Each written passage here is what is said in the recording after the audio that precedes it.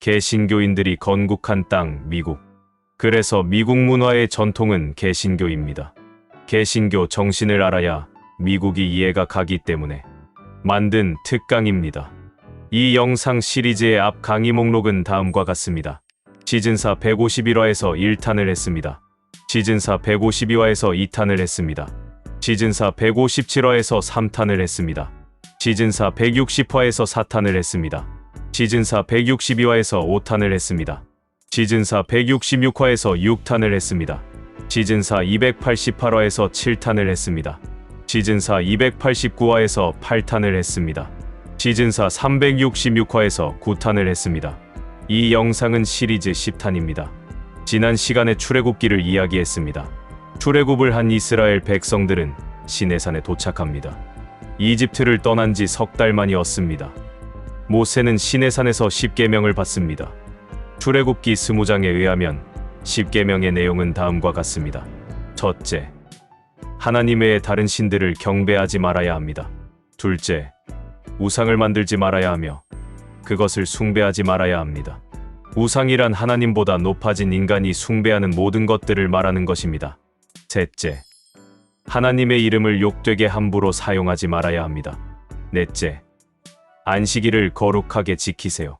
6일 동안은 힘써서 일하되 7일째 되는 날은 아무 일도 하지 말아야 합니다. 다섯째, 부모를 공경하세요. 여섯째, 살인하지 마세요. 일곱째, 간음하지 마세요. 여덟 번째, 도적질하지 마세요. 아홉째, 내 이웃에 대하여 거짓 증언을 하지 마세요. 열 번째, 내 이웃집의 물건들을 탐내지 마세요. 이웃의 아내나 소유물 등 모든 것을 말합니다. 또 모세는 이스라엘 백성을 대표하여 하나님과 이스라엘의 언약을 맺는 의식을 합니다. 하나님께 화목 제물로 소를 바쳤습니다. 모세는 제물로 바쳐진 소의 피를 흘리게 하여 그 피를 가져다가 하나님의 제단 위에 뿌렸습니다. 하나님과 이스라엘 백성은 이렇게 언약 관계를 맺습니다. 이제 우리는 죄의 땅 이집트에서 죄의 노예로 살았던 방식이 아닌 하나님의 백성이 되겠다는 언약을 하나님과 맺습니다. 이제는 하나님 뜻대로 살겠다고 언약을 맺습니다. 그것이 구원입니다. 이스라엘 백성들은 우리는 여호와 하나님께서 하신 말씀을 그대로 따르겠습니다. 우리는 주님께 복종하겠습니다. 라고 말했습니다.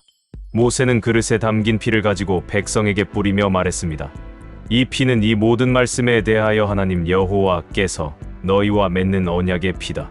피로서 언약을 맺는다는 의미는 이제 우리가 이제 언약 관계로 들어간 건데 만약에 언약을 어기면 이 짐승처럼 죽게 될 것이다. 라는 의미입니다. 그거를 죽음으로써 맹세하는 의식을 하였던 것입니다. 출애굽기 24장에 잘 나와 있습니다.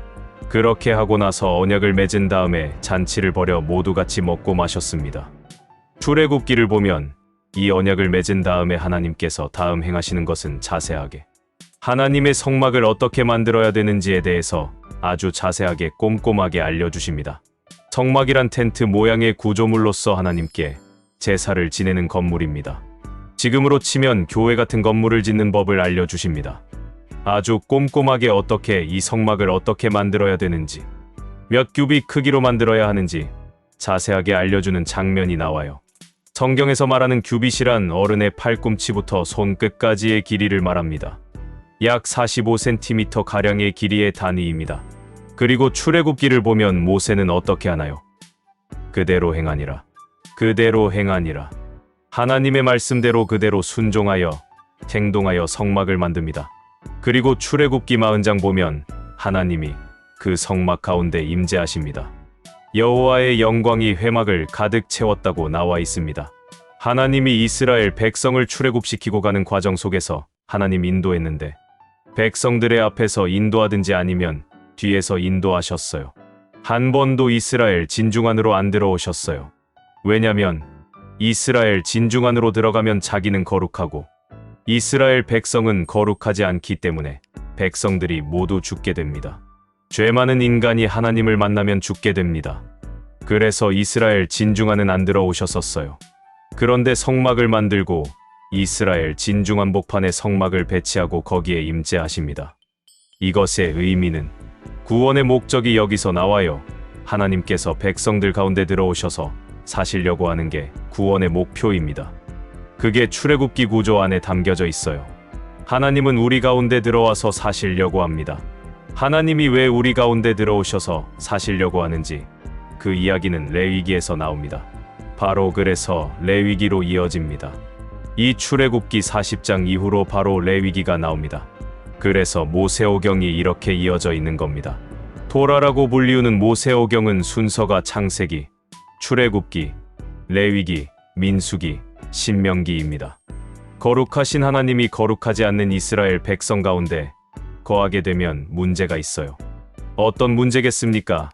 하나님은 거룩하고 이스라엘 백성을 거룩하지 않은 것에 문제가 있는 거예요. 그래서 하나님은 그 문제를 해결할 수 있는 방식 제안을 해요. 어떤 거냐면 이스라엘 백성 가운데 하나님이 존재하시려고 하면은 해결해야 될 문제가 있어요. 이스라엘의 죄의 문제를 해결하는 거예요. 그래서 레위기 안에 그토록 많은 제사법이 있는 거예요. 출애굽기 다음에 나오는 레위기는 제사법에 관한 내용입니다. 다 죄를 처리하는 문제를 레위기에서 다루고 있습니다. 죄를 처리해가면서 결국 하나님의 의도는 이스라엘 백성이 내가 거룩하니 너희도 거룩하라라고 하는 하나님의 거룩을 배우게 하려고 하는 것입니다. 왜 하나님이 우리 가운데 함께 살려고 하셨냐면 하나님이 우리를 하나님처럼 만드시려고 해요. 그게 우리 가운데 임재하셔서 우리를 자기처럼 만드시려고 했던 거예요. 레위기에서 하나님이 하고 싶은 말씀은 내가 거룩하니 너희도 거룩하라입니다.